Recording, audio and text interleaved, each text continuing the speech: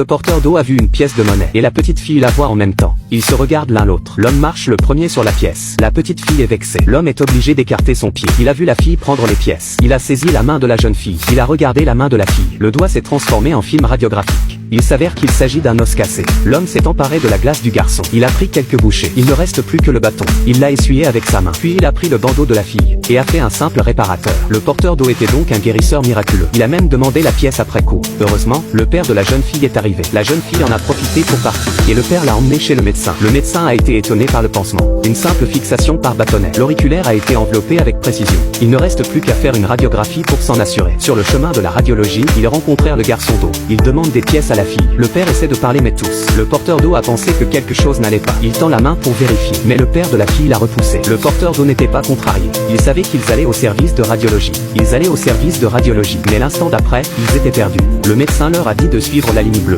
à travers les longs couloirs, de monter et descendre les escaliers. Les pieds du garçon d'eau sont faibles. Mais plus ils avancent, plus ils sont désorientés. Le porteur d'eau arrête un autre médecin. Il leur indique un panneau. Ils suivent le panneau et trouvent le service de radiologie. Ils étaient si excités. C'était comme découvrir un nouveau continent. De l'autre côté, il y a eu un grave accident de voiture. 15 patients grièvement blessés sont amenés. Les médecins sont rapidement débordés.